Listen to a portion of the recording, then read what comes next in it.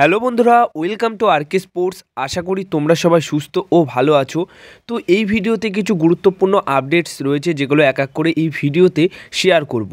তো প্রথম যে খবরটা শেয়ার করব সেটা হচ্ছে মোহনবাগান দলের যে কোচ, ফিজিও কোচ ছিলেন, কন্ডিশন কোচ, সেই সার্জিও মোরেরাকে কিন্তু মোহনবাগান দল ছেড়ে দিয়েছে এবং তার বদলেই নতুন একটা ফিজিওকে নিয়ে এসছে, যেটা তোমরা গতকালই জানতে পেরেছো এবং দেখতে পেরেছো যে কি এসছে।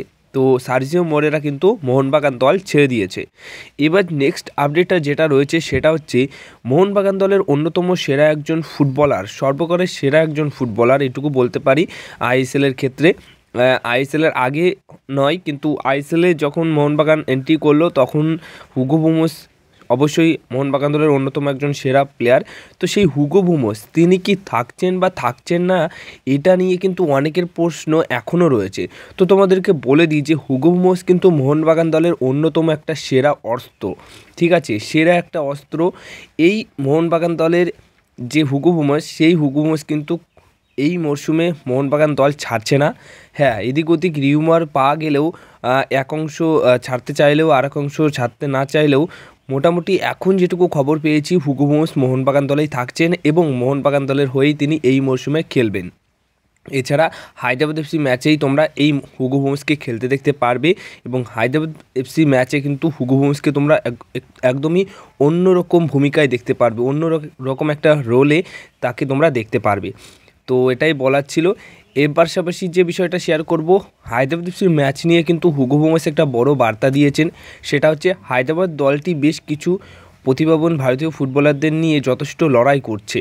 সুপার কাপে ওরা যথেষ্ট ভালো খেলেছে, তাই হায়দ্রাবাদকে হালকাভাবে নেওয়ার কোনো প্রশ্নই নেই।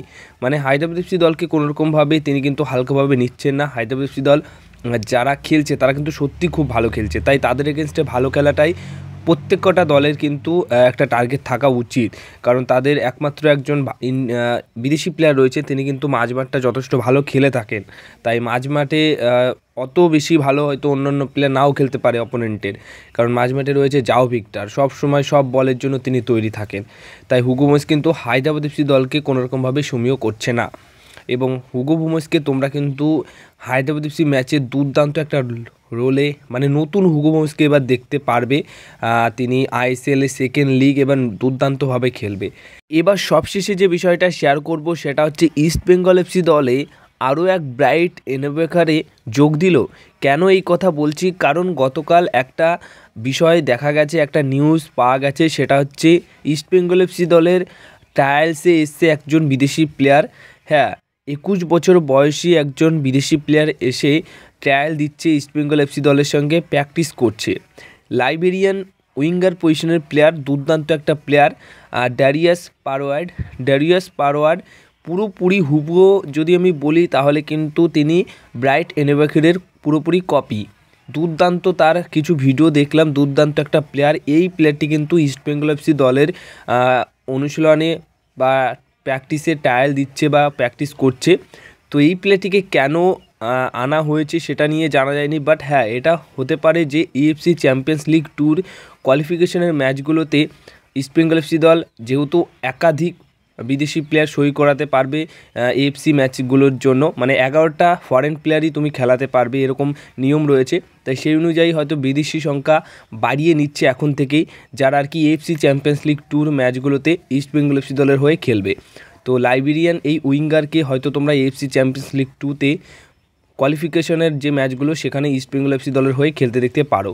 দুর্দান্ত প্লেয়ার, তার কিছু ভিডিও দেখেছি, সত্যি যে ভালো খেলে তার প্রশংসা করতেই হয়, আর যে ভালো কিছু করতে পারে ম্যাচের মধ্যে তার প্রশংসা তো করতেই হবে। তো কিছু ভিডিও দেখলাম, দুর্দান্ত একটা প্লেয়ার। দেখা যাক প্লেয়ারটির খেলা আমরা কতদিন পরে গিয়ে দেখি ইস্টবেঙ্গলের হয়ে। কিন্তু কোচ কার্লোস কোয়াদ্রাত তার কিন্তু ফিউচার নিয়ে অনেকটা তিনি ভেবে রেখেছেন ইস্টবেঙ্গল এফসি দলকে নিয়ে, যে কী না কী করবে আর তার কী প্ল্যান রয়েছে। তো এই ছিল আজকের ভিডিও। যদি ভিডিওটা ভালো লেগে থাকে তাহলে ভিডিওতে লাইক, শেয়ার, কমেন্ট করো আর চ্যানেলটিকে তোমরা সাবস্ক্রাইব করে নিও।